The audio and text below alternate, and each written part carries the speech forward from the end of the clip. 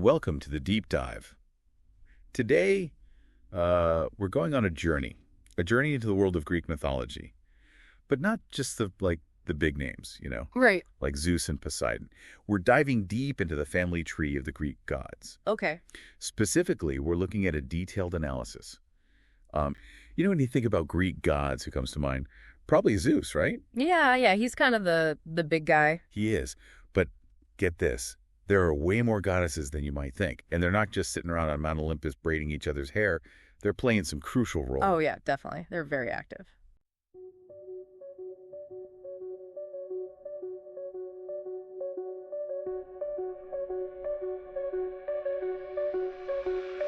Data on the screen, numbers come alive. Male, female flows where the patterns thrive. Visual charts, public colors unify. Gender decoded, bringing truth to light. Small drum fill.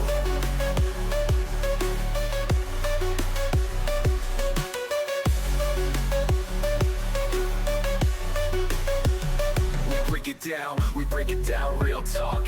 Trends unveiling, facts from every block. Here's your insight, watch the data glide. Gender decoded, let the beats collide.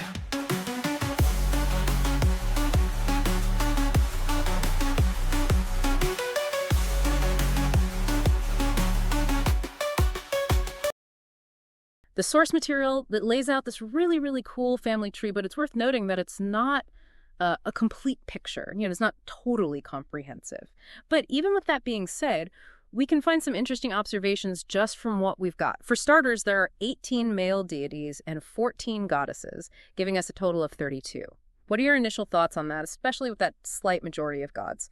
Well, it is fascinating to consider how that 1.3 to 1 ratio of gods to goddesses, how that might actually reflect the patriarchal structure of ancient Greek society. Oh, interesting. But it's important to remember that this ratio in the family tree, it doesn't diminish the power and the importance of the goddesses. Yeah. In fact, many of them held incredibly influential positions. Yeah, and the source even mentions how some goddesses, like Athena, she was believed to, in some cases, to even surpass Zeus in certain areas, like her wisdom, for instance. So some serious girl power there, right? Absolutely. So we see all these powerful goddesses like Hera, Demeter, Hestia, Athena, Artemis, and Aphrodite. They're all playing these really crucial roles.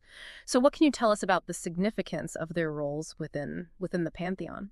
Well, their roles are incredibly diverse and also incredibly significant. You have those primordial figures like Gaia, who represents the earth itself, and Rhea, the mother of the gods. Wow. And then you have goddesses associated with like domestic and natural domains. So, for example, Hera oversees marriage, and then you've got Demeter, who's connected to agriculture, and Hestia, who represents the hearth and home.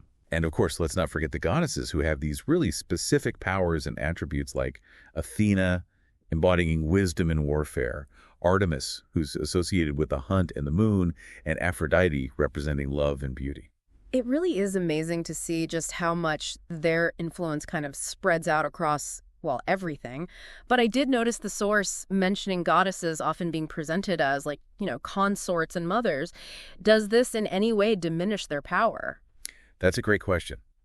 And while it might seem that way at first glance, these roles, they were actually crucial in maintaining the cosmic order and ensuring the continuation of that divine lineage. I see. These goddesses, they weren't just passive figures. They played active roles in shaping the destinies of both gods and mortals alike. Okay, so even being Zeus's consort, like Hera was, that doesn't mean she wasn't powerful, in her own right. Which actually reminds me, the source points out how Zeus actually fathered children with multiple goddesses like Semele, Maya, and Leto. And this gave rise to some really prominent figures like Dionysus, Hermes, and even Apollo and Artemis. What are your thoughts on this and the kind of dynamics that it reveals? Well, Zeus's actions definitely add a whole other layer of complexity to this divine family tree. Yeah. It speaks to the often polygamous nature of relationships in Greek mythology, which were often sources of both power and conflict, actually driving many of the myths that we know and love. For example, think about the rivalry that we see between Hera and Zeus's other lovers. It fueled some of the most dramatic stories in the Greek pantheon. Yeah, it's really interesting to think about. And all of this is happening within this family tree, which, as we said, isn't even complete, right? Can you talk a little bit more about what else might be missing from this representation from this tree and how that might actually affect affect our understanding of it all? Yeah, you're right to point that out. This particular tree, it focuses primarily on those major Olympian and Titan deities, but it leaves out many, many minor gods and spirits like nymphs and dryads and even deified heroes. Right. These figures, while not as well known, they were still incredibly important to the daily lives and beliefs of the ancient Greeks. Their absence, it kind of skews our perception of the Pantheon and even potentially the perceived gender balance as well. So there's much more to this story than what we see here in this family tree. Oh, absolutely. And that's what makes Greek mythology so captivating. It's a rich tapestry woven from countless stories, beliefs, and traditions. It's exciting to think there's still so much more to uncover. And on that note, let's pause here and continue this deep dive after a quick break. We'll be exploring the symbolism and significance of these roles and how they influence the lives of the ancient Greeks. Stay tuned. And we're back, ready to continue our deep dive into this family tree. Yeah. I'm really enjoying this. It's amazing how much we're uncovering just by looking at these, connections and roles. It really is quite revealing. It's not just like a genealogical chart. It's a window into how the ancient Greeks viewed the world and the forces that shaped it. Right, and in the last part we talked about these really powerful gods and goddesses, but what about the symbolism? What about the symbolism that's embedded in their roles? What can you tell us about that? Well, if you think about the male gods, figures like Zeus with his thunderbolt or Poseidon commanding the seas, they often embody authority and order and decisive action. They represent the forces that shape the world through strength and will. Okay, and how does that contrast with the symbolism that's associated with the goddesses? So the goddesses, while often presented as partners to the male gods, they are more closely aligned with concepts like fertility and nurturing and transformation. Take Gaia, for example. She literally embodies the earth itself. She represents the life-giving power of nature. Even Aphrodite, with her connection to love and beauty, she embodies a force that has the power to shape and transform lives. That's a really interesting point, and I noticed the source mentions how the structure of the family tree with Uranus and Gaia at the very top reflects the Greek view of the cosmos. What are your thoughts on that? Well, it's a really powerful visual representation of the interdependence of male and female principles.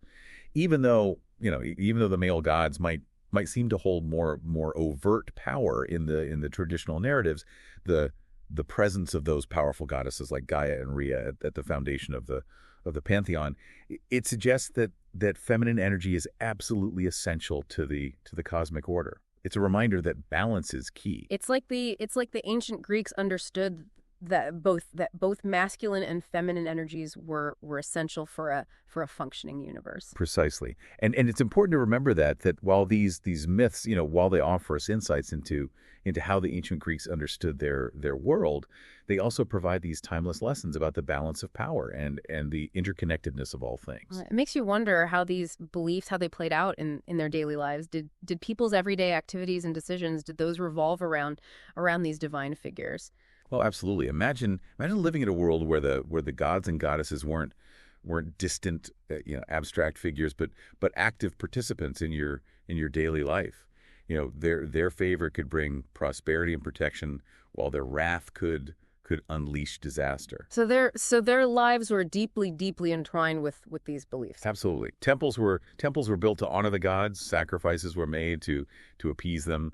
And festivals were held to celebrate them, from agriculture to warfare, love, family. Every aspect of life was connected to the divine realm. It's like their entire world was infused with a sense of the divine. Exactly. And while the grand narratives and the epic poems, they often focused on the exploits of Zeus and the male gods, the everyday religious practices, those might have placed more emphasis on goddesses like Hera, Artemis, or Demeter, as the source points out. That makes sense. After all, goddesses like Demeter, who is associated with agriculture, she would have been vitally important to a society dependent on the success of their crops. Precisely. And goddesses like Hera, protector of marriage and family, she would held a really special significance in the daily lives of women and families. It seems like we've only just we've only just scratched the surface of this topic. This deep dive has definitely given me a new perspective on Greek mythology and how much more complex it is than I initially thought. I agree. And remember, as insightful as this family tree is, it only offers, a limited perspective. There's a whole universe of minor deities, spirits, and heroes whose stories contribute to the richness and complexity of Greek mythology. That makes me wonder, if this family tree only tells part of the story, what else might we be missing? What other fascinating insights are hidden within this vast world? Welcome back to the final part of our deep dive. Exploring this family tree has been so fascinating, and I feel like we've uncovered a lot about these gods and goddesses, but I also feel like we've just scratched the surface. There's so much more to discover, right? Absolutely. It really highlights the vastness and the complexity of Greek mythology. This family tree gives us a framework, but it's really just the beginning of the journey. Yeah, exactly. So before we wrap up, what are some of the key takeaways that you think our listeners should keep in mind as they continue their own exploration of Greek mythology? I think one of the most important things to remember is that Greek mythology is fluid. Oh. The stories, the roles of the deities, even their family connections, they can all change, depending on the source, the region, the time period. There's really no single correct version. So how should someone approach these stories then? Because it sounds like there's a lot of room for interpretation. Absolutely. And that's part of what makes it so engaging. Don't be afraid to question what you read or what you hear, to dig a little deeper. Consider multiple perspectives. Look for those connections, those underlying themes. You might be surprised by what you uncover. You mentioned earlier that this family tree doesn't include all those minor gods and spirits and heroes.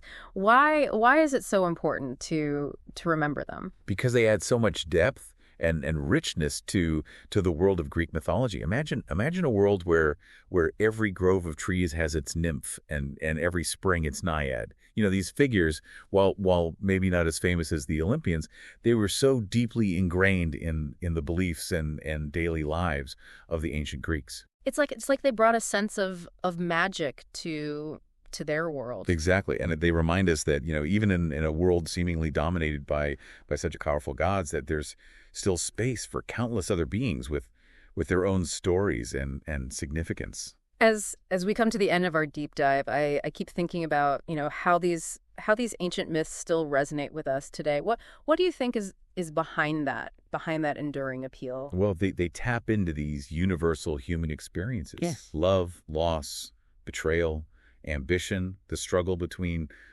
good and evil. I mean, these themes, they transcend time and culture. It's incredible how stories from thousands of years ago can still speak to us so powerfully. It really speaks to the power of mythology, to connect us to something larger than ourselves, to explore those depths of human nature, and to remind us that some stories are truly timeless. Well said. Knowing that Greek mythology is so fluid and ever evolving, it makes me wonder how those dynamics that we see in the family tree might have shifted over time. What new stories might have emerged? What new interpretations might have taken hold? That's a fantastic question, and one that I encourage everyone listening to consider. The beauty of mythology is that it's never truly finished. It continues to evolve with every retelling, with every new generation, encountering these tales. This has been such a fascinating exploration, and I feel like I have a whole new appreciation for Greek mythology. Thanks for joining us on this deep dive, and we hope you've enjoyed it as much as we have.